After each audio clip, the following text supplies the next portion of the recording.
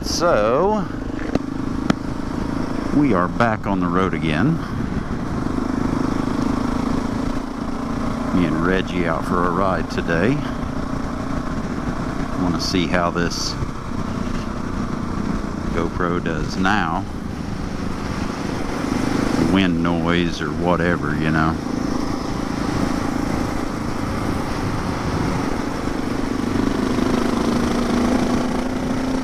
See how the sound and stuff like that picks up. I'm hoping that I don't have much wind noise. I took the dead cat off because I wasn't, you know, where it's at, it shouldn't be getting any wind noise at all. It's just got that turbulent noise from the air. But anyway, so yeah, so we're riding down the gravel roads and minimum maintenance roads of the Flint Hills. Loving life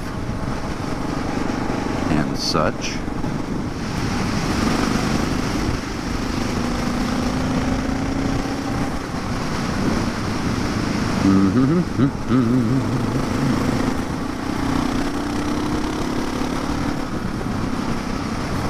Hey, those cows, they need Sakis, Kawasaki. Oh, that's funny. I'm an idiot, but that was fun.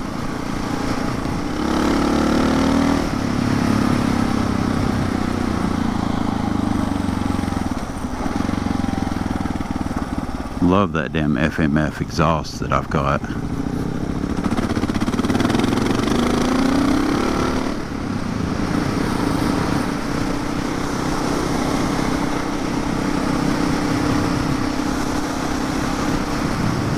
Some very pretty farmland up here.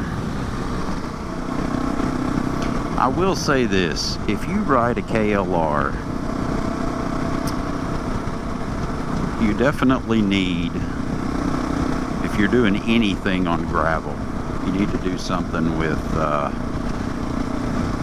either a minimum of a Kenda K260 or a Shinko 244 tire. And I had 244s on here, and I love them. I got about 4,000 miles out of the tires. The rear, I noticed that the rear had started to fade, or I guess the gravel traction had started to fade. But they still probably had another 1,000 miles if I wanted to ride them where they were completely flat. But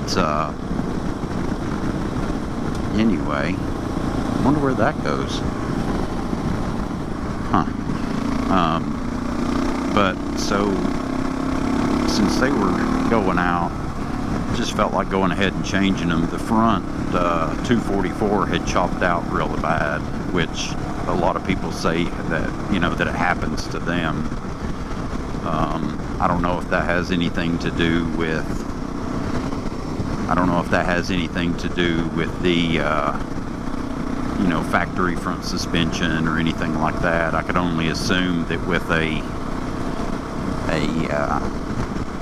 better suspension that it would keep your front end planted better. But what I will say is that I put the Tusk D-Sport Adventure tires on here, and they're a lot more aggressive tire. They're basically the same knob as a 606. When I first got them, I realized that my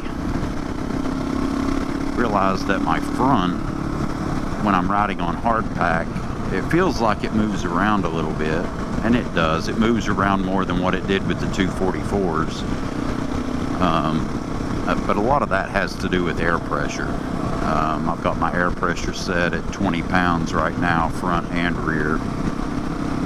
And, you know, it's just, you know, seems to work fine for me for the Tusk tires. The back end, of course, you know, in gravel or anything like that. It's controllable. It feels stable.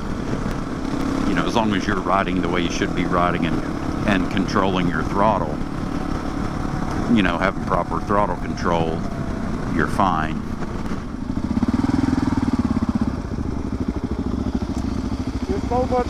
It's so much easier if I leave my legs loose. Yes.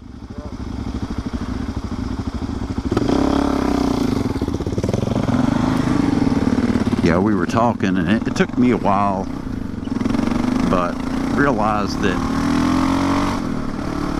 unless I'm trying to, you know, go through mud and I'm leaning back, I was always trying to grip my knees on the tank when I was standing up, or the seat.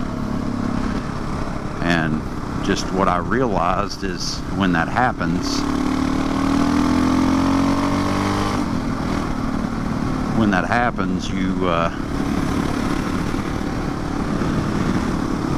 you know, you wear your legs out, your inner thighs start burning.